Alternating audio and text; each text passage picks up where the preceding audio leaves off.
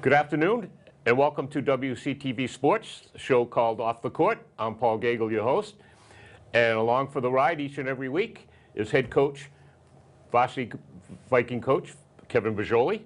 And today we have a special guest, because this is a special edition. It could be our last show of the year, because playoff time is around now, the regular season is over, and our special guest is Coach Steve Faniel. And Coach, welcome to Off the Court. Good to have you here, and congratulations on a successful season, 2 years in a row. Yeah. The JV team, undefeated. Well, Incredible. We lost one game last year, but oh, you did? We can okay. forget about that. Yeah. Quickly, I'd like to, and a lot of viewers might not know your background and stuff. Give us a little bio of where you grew up and played basketball and went to school. And oh, I grew up right here in Wareham. I went to Wareham High School, was a student. I played for Coach Brogioli. And I went to Westfield State College. I played football there for 4 years. Oh, you're a football player too. Yep. And then I came back here. I'm a teacher at Wareham High, and I've been coaching with Kevin since I got here. Wow. For how many years? This is my 6th year. 6th year. Yep. Okay. So you've known this guy for quite a while. So right. Stephen is a high school athlete, and he's a quality individual, and he's a really solid coach, motivator. He knows the X's and O's of the game, and he's a real help to the program. Yeah, I've got to watch all his games this year and got to see what kind of coaches. You guys kind of mirror each other. You're two no-nonsense guys. You demand a lot out of your players. The thing I noticed about Steve and his team this year is even in the games he was up 30 or 40 points, he had such a talented team, that he was always coaching. Even, you know, even in the, what they call it, garbage time or whatever, you still wanted your players to be doing what they were supposed to be doing out there, you know, passing the ball around, and incredible. Well, you know, selfishly, I want to win all the games, but I know my job is just to get the kids ready for Kevin. So they need to use that time to get ready to play. And I won't know if this year's a successful season until 2 years from now. If we do well, and if we make it far in the tournament, then I'll know I did a good job this year. Because that's how I'm judged on. Your title, other than being his assistant, his right-hand man, is you're the head coach of the JV boys. Yep. And like you just mentioned, it's a feeding system for the varsity, for Kevin and you also for the following year. So it's very important that you get these guys some playing time and some minutes and some instruction. And so anyway, just let's talk a little about the starting five, your starting five that played for most of your games. Matthew Griggs, who dresses for Coach Brogioli here and you in the varsity squad, and then you've got some interesting guys. Carlos DaCosta, he gets a lot of playing time. Give us a little assessment on Carlos and Matthew. Well, you know, Griggs is a solid kid that is pretty good at everything. You know, he doesn't do anything great, but he doesn't hurt us, and he does everything very, very well. Carlos is more of a scorer for us. Right. He can shoot the ball. He can handle it. He makes some good passes. And he's a transfer from New Bedford. Really? So, I didn't know that. Yeah. Right. Yeah. So you know, Griggs is a young kid. He's a sophomore and has to grow a little bit physically, and he'll be fine. Yeah, he's got the lanky basketball body though, doesn't he? Right now, he can jump. He's quite an athlete. Yep. Very quiet. And then your forwards, you got big side Barreto. Yeah. I call him a wide body. What's he, about 6'2"? Yep. He's a big athletic kid. Yeah. And he probably is the most improved player from our team last year to this year. Yeah, and I got to see him. My first look at him was at the North Quincy game, right before the varsity game, your first game over in North Quincy. And I think Cy scored the final bucket in that game off the glass. And you guys held on, big win in North Quincy. Was it 65, 64, or 6, won by 2 or 1? Yep. And someone told me, were you guys way up in that game? Yeah, we were up 17. Wow. And so we didn't get there till the last quarter. So what happened in that game? It was our first game of the year. You know, I don't think they had that killer instinct yet. They kind of let the other team creep back in the game, and then once the momentum swung, you know, we had to regain our composure, and we ended up pulling it out. It was a good lesson for them to learn. Yeah, it was. Let off the gas. You got to put teams away. So. But it's, you know, one of the things I mentioned to somebody when they were asking me about you, and I said, geez, I never get to see him smile. And I said, I said, well, he's coaching. I think, he wants his kids to play from the start to finish. But there were some moments where I did see you smile, where some things were happening out there. Did you get that on video? Yeah. We'd like to preserve that smiling on video. I think it is on video, I think. In the last game, I think we saw Jay-Sean Morgan, another sophomore, another wide body, get a little comfortable. I think he got a bucket, a three-pointer, and went to the foul line to get 5. And it was a pretty funny moment. But also, the other moment I want to mention is I got to see Darian Fernandez, I forget what game it was, during one of the warm-ups, the varsity boys, Coach Brogioli's boys came out, and Darian handed the ball to Carlos. So I got to see a little one-on-one exhibition on Carlos on Darian, and then he gives the ball to Timmy Harper, the freshman, which you and I have talked about, right? Yeah. Talented kid, but raw talent, right? Mm-hmm. And seen you roll your eyes many times, telling him to keep it going, and all of a sudden a three-point shot goes up. Yeah. Tim is very athletic, and he's going to be a good player for us. He's only a freshman, so he's got a lot to learn, but he works at it, and I think he'll get there. A few more players I want to get to before we get to Coach Brogioli's seniors. Again, at forward, we've got another wide body, Raekwon Evans. Yep. Tell us about Raekwon. Raekwon is a very talented kid. He's a talented kid. Needs to get some more work ethic, I think, and I think he'll be fine in the future. But he has a lot of talent, he has a lot of tools, and he can use them. Mm-hmm. We're working on a little bit of attitude with him right now, and if he gets the attitude right, he'll help us. We've got Mike Labonte, yep. Another one. As a matter of fact, the last night in last night's game, I thought you had a new player out there. Yeah. He had a new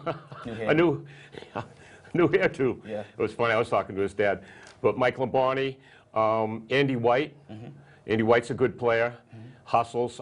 He surprises me for, the old adage that they say white guys can't jump, the old movie, right? It's like this kid is going up there and with everybody on the inside. And yeah, I mean, we have 10 to 12 players that are all pretty much the same. They're all very talented kids. It's almost like hockey shifts. Right. Coach makes fun of me sometimes. I just put 5 new guys in. I know, that's what I was just going to mention. You have your starting 5, and then when it comes time, another 5 come in. Incredible. Yeah. And Andy White, I just mentioned to a lot of people, you look at him, he doesn't look like a scorer, but he's in there in double figures almost every game. Yeah, he's instant offense. He's unbelievable. Yeah. He really is. So, Coach, you got a boatload of players coming in because your team this year is going to be only 3 guys coming back. Correct. Right. You got LaTroy Harrison. Did he play for you last year? Yep. LaTroy. Mm-hmm. Tell us about LaTroy. LaTroy's a wide body, strong kid. He's a good hustler, good work ethic. Gets down on himself sometimes when he misses some shots, but LaTroy's going to be a very big contributor for us the rest of this season as well. But certainly next year, he's kind of one of those kids penciled in as a starter right now on next year's squad, and the experience this year will help him be able to step in that role next year. Right. Yeah. He's got some. You got to fill the roles of the 2 twin towers, Jeff Hood and Quentin Silvera. 2 big shoes to fill there. Size 15. Yeah. Exactly. Yeah. Rebounds, blocks, and stuff like that. Then we've got Mason Vasconcelos. Did he play primarily on your team last year, no. Coach? No? So Mason's been with you for two Mason straight came off the years. bench for me last year. He was my first guy off the bench last year's team. And so did you have him as a freshman? Okay. Tell us about Mason's when you first looked at him when he came onto your team. Oh, just an extremely gifted athlete. He can run, he can jump, he never gets tired.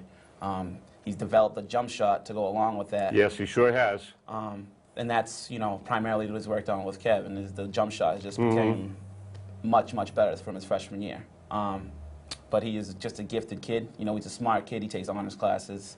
Yeah, Christian, our producer, has him in one of his classes at Wareham, and he tells me he's a very intelligent kid. Very quiet, too. Yep. And like yourself, he doesn't smile a lot, does he? He's very intense, which I love. I told Coach, we were talking about the big game at, was it Case or Dayton Rehoboth, where Sammy sunk those big free throws, and Mason came over and hugged Sammy. Yes. The first time I saw a huge smile on.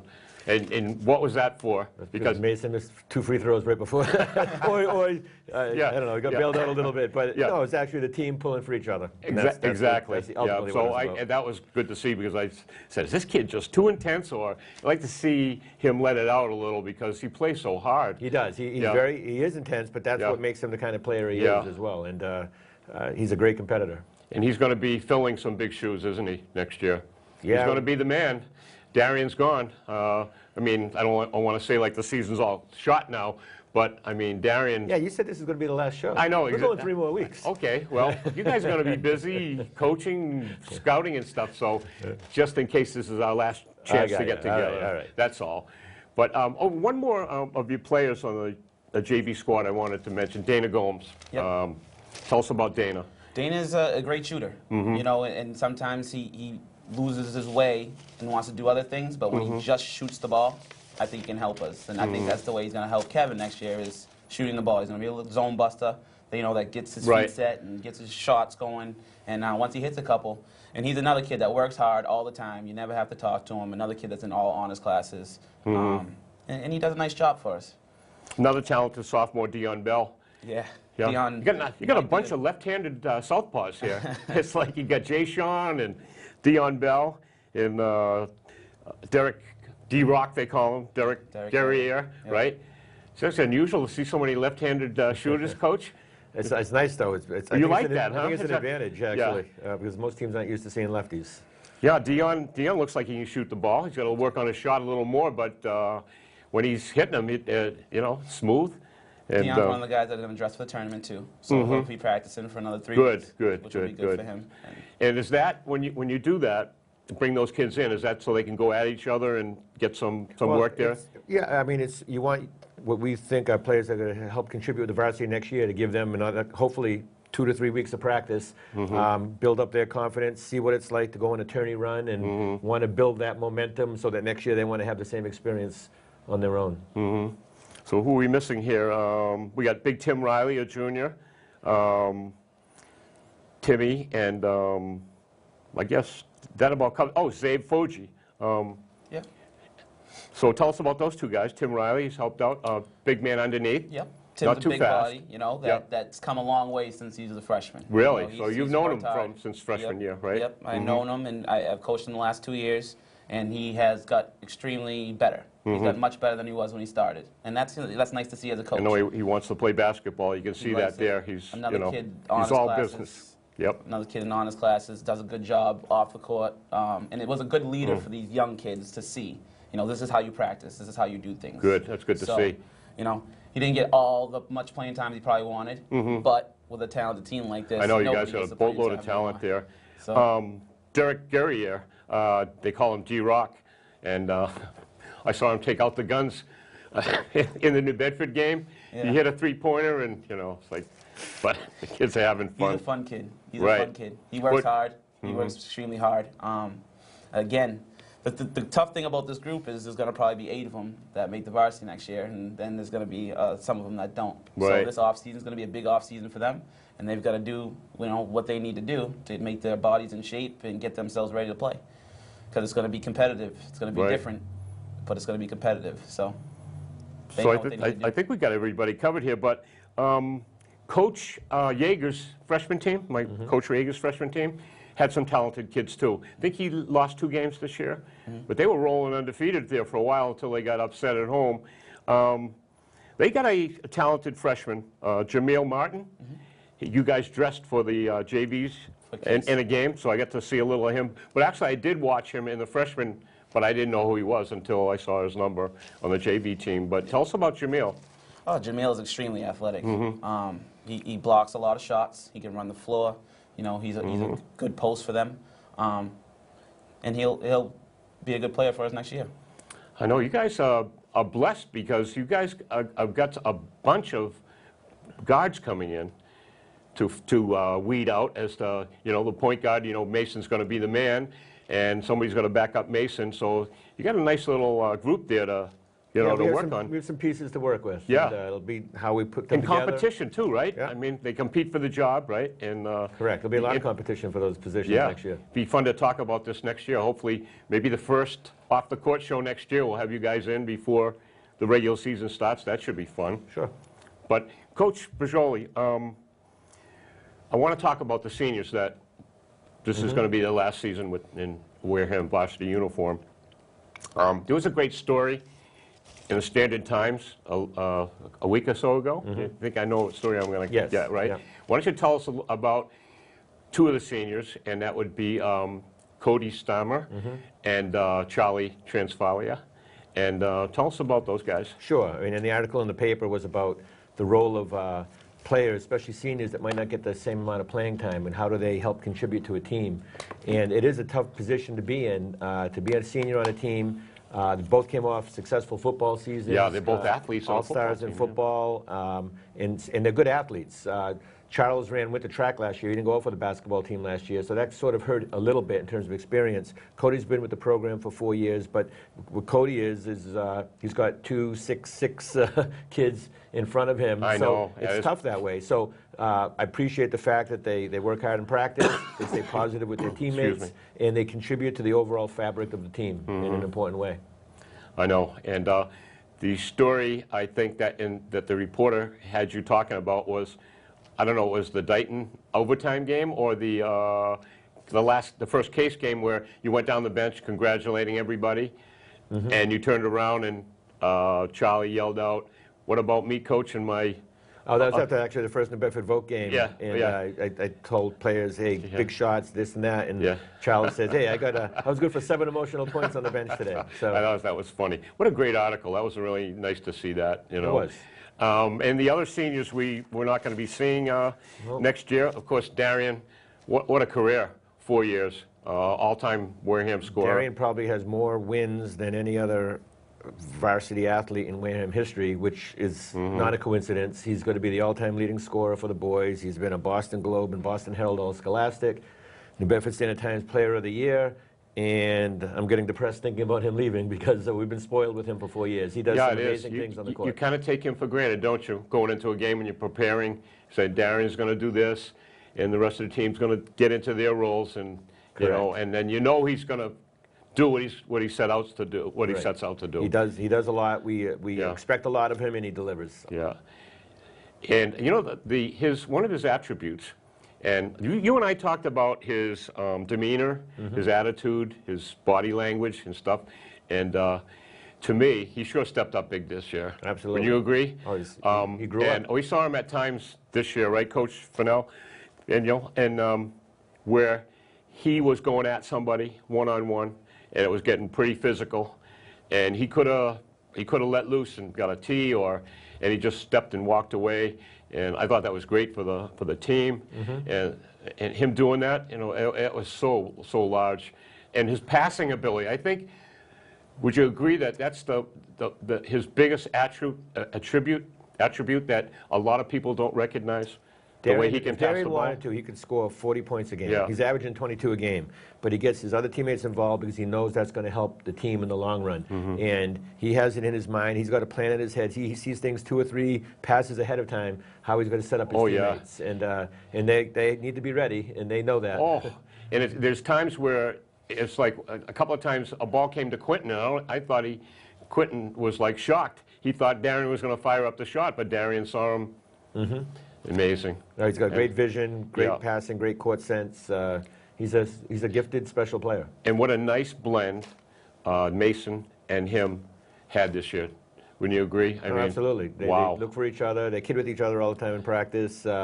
Good-natured competition between them in practice, but when push comes to shove, they're teammates. And think one of the highlights, if you look back at all the games this year, some of the moments that I enjoyed watching Darian and Mason together was some of those outlet passes where one of them would free up from their man and the other one would find them. And that's probably mostly Darian finding Mason going long. Usually, it was like so pretty to watch. It's like blessed to have those two guys in the backcourt. So they're both shutdown defenders too. That's yes, we forget about that too. Both of them nonstop. Speaking of non-stop guys, let's talk about Mr. Energizer here, Anthony Abbott.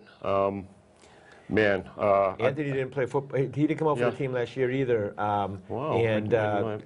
But he made up for it.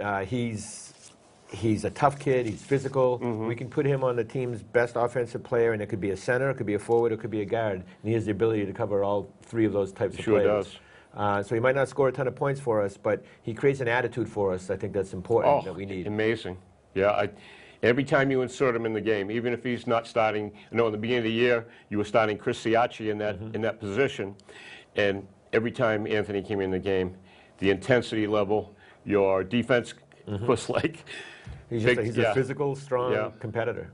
Yeah, he was kind of your answer to that. You and I were talking about this last night about how the first quarter has been a bad thing for the Wareham varsity all through the year. Your worst quarter has been your first quarter, and bringing in Anthony, and all of a sudden everything picks up.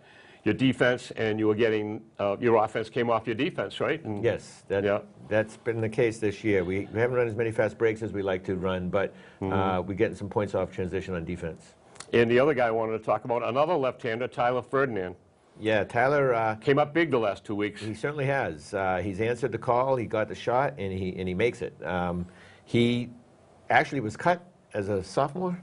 As a sophomore. He was thinking about playing hockey this year. And he came out for the team, and when we told him, Tyler, you haven't played in a while, I'm not guaranteeing playing time, and he just said, I understand, Coach, I want to be part of the team, and he kept working hard, and in a couple of practices, he really lit it up in practice, and to the point where like, oh, you know what, I have confidence in trying him in a game, and he's done a nice job. The first New Bedford Voc game at Voc, he played a key role in our comeback, and since then, he's contributed with some key baskets. He made a big three-point play the other night, right? Yes, he did. Came in, faked. He thought he was going to throw up a three-pointer. He moved inside, made the shot, went to the line, and made the free throw. Yeah, exactly. It was what huge. A big moment in that game was. Yeah, that helped us win the game. And your nickname for Tyler is?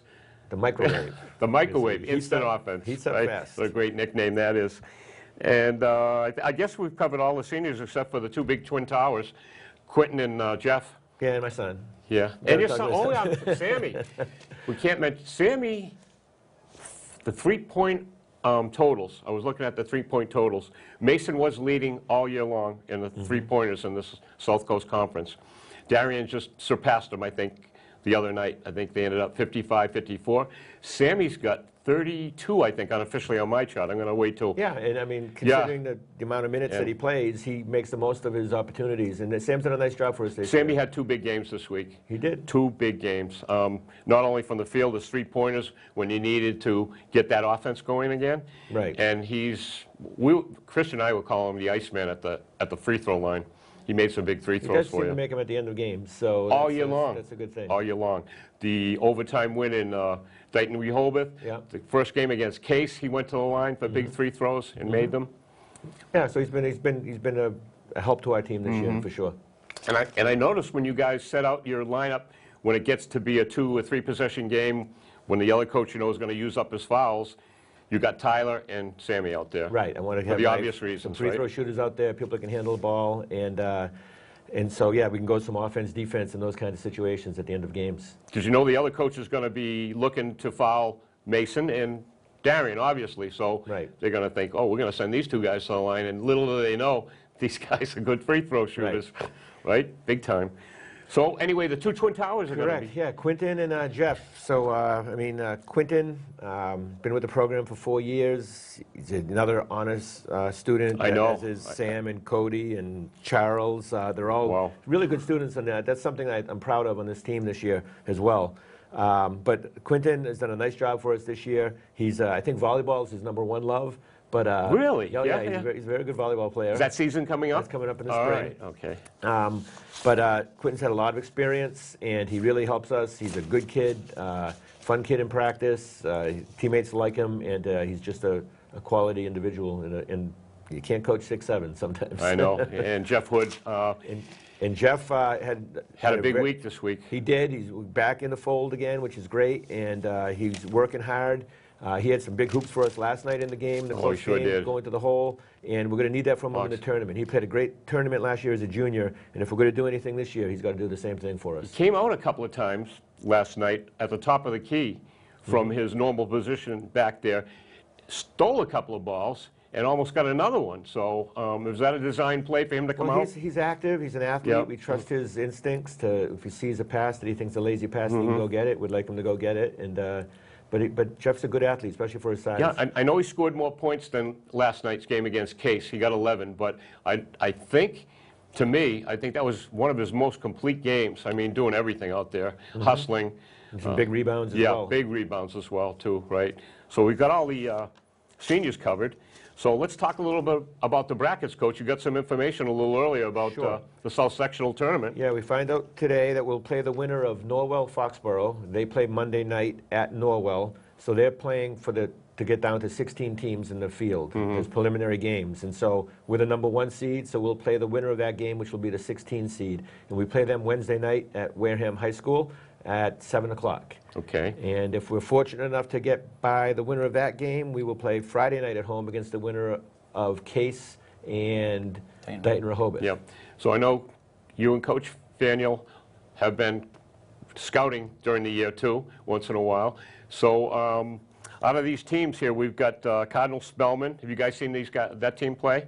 Yes, And what are they I've seen Cardinal like? Spellman twice. They're very good. They beat a really quality Division I team in Franklin last week. Well, they beat Franklin, huh? They did. And, Wow. We beat them last year in the state tournament, and they're a good team. They're playing well right now. I think they're probably one of the harder teams in Division III South right now. Yeah, and you guys have played them 3 successive years, right, in the sectionals? We have. Yeah. Yes. So, wow.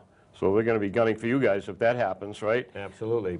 There's other teams too, though. O'Brien is a team that doesn't have a great record, but they play in the Boston City League. And I know, like, for example, some of the guys at ESPN Boston predicting them to win the South this year. But they'll give some teams some trouble before they see us. Yeah, wow. So, what are some of the other teams you guys have scouted?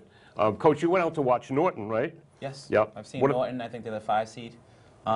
They have a very. They're a 5 seed? Yep. They have a big kid that can shoot some 3-pointers. I've seen Rockland, who has Tyler Gibson, right? Yeah. Everybody's talking about him. Yeah. Tell us about him. Tyler Gibson's a big, strong kid, very athletic. Seems like he blocks everything, can run the floor. But we got 2 big guys that can do a little bit more damage than what he's seeing in his league. So. Is Rockland a one-player team, or do they got some other guys that complement him? They got some guys that complement him. They have a decent point guard, and they have. Is that Brian Tavares, senior guard? Okay, that's him. Okay, so they got a decent point guard. Yep, that can shoot the ball. And a kid named Matt Nicholson, I think it is, a junior forward. Matt's a tough kid. Yeah. You know, a tough kid. He's more of a slasher. He can hit an open jump shot if you leave him. So it's not a one-man team, but everything goes around that kid. So you guys seeding 1, the other dangerous teams, of course, we just mentioned Rockland and Cardinal Spellman. I think Bishop Feehan also. And Bishop Feehan, I was going to ask about them. They're also quality teams. I've seen them play, and they're both good teams, and they could just as easily make it to the sectional finals as anyone else. And in the North Division, we saw a big upset last week. Danvers got beat by Brighton High School. It was a shocker. Well, Brighton's Division I, though. And exactly. Brighton's a good Division I basketball team, and they Danvers played up in that tournament, and they played up for a reason. Their point guard got injured, and don't know the extent of that injury yet. But Danvers is the defending state champion. Right. Until someone dethrones them, they're the favorite. And Franklin knocked off Marshfield. Marshfield was Mansfield. I'm sorry, Mansfield. Yes. Wow, and that was a big upset. So late in the season, we've seen some big upsets here. Yes, and fortunately, we haven't seen those upsets ourselves yet. We came close a couple times in the last couple of weeks, but we were able to hang on. So, what do you guys do now in preparation now in practices? How do you guys go about this with the kids? What are you working on? Free throws? Well, I mean, at this time of the year, there's not a whole lot of new things we're going to put in. We may have a wrinkle here or there in some of our man offenses, something that maybe a team hasn't seen before. It's tough if you play like a Case or a Dayton Rehoboth again, because they know everything you run, we know everything they run. So you're not going to surprise anyone at that level. So it's a lot of shooting, free throw shooting. It's tournament games, like most basketball games, come down to who hits their layups, who hits their free throws, and we'll be practicing all of that. We'll certainly be practicing our three-point shooting, and we'll just try to fine-tune some things. Practices are shorter at this time of the year. Beginning of the year, there might be 2 hours, 2 hours and 15 minutes. This time of the year, there may be an hour and a half. We just want to stay crisp, positive, and be in the right frame of mind. Coach, who on your JV squad is going to be coming in to help out here in the playoff run here? We're going to bring up Carlos DaCosta, Dion Bell, and Andy White. And Andy White. Yep. Wow, 3 good choices. And Si's going to practice with us too. Oh, Cy too. Good, So, good. I mean, I think it'll be a good experience for them. 4 good choices. And I think that they can give the starters a good look of Right. what the other team's going to Give do. them some competition to get them ready for these big games here. Exactly. Now, you've got, let me see, today is Friday. We got Saturday, Sunday, Monday, Tuesday, and not till Wednesday. So does that bother you at all? No, not too bad. And actually, this year we've had longer layoffs than that. So Yeah. one of the reasons we scheduled the 2 games over vacation is so we didn't have that vacation lull. Right. And so, like I said, we just played last Yeah, night. three-game week, so Right, that's week. nice. I think we'll be sharp. I think we'll be ready. Yeah. We no need to. In the past years, we've scrimmaged, but this year with the 5 days, we don't need. You don't to think you scrimmage. need it, I think right? we'll be all set. Okay. So we're ready to roll here in the playoffs. And Coach Faniel and Coach Brogioli, thanks for coming in here. And I wish you guys the best of luck. We're going to be covering all the games, folks. So I think I'd like to see you at these games, folks, supporting these 2 coaches and these great group of kids, because they certainly deserve your support. And I'm certainly could use the revenue.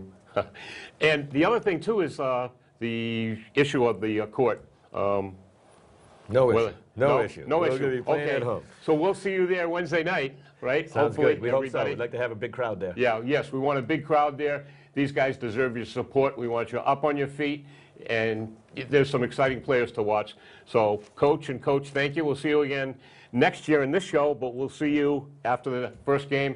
And once again, I'm Paul Gagel, your host. You're watching Off the Court on WCTV, and we'll see you very shortly with our first playoff game.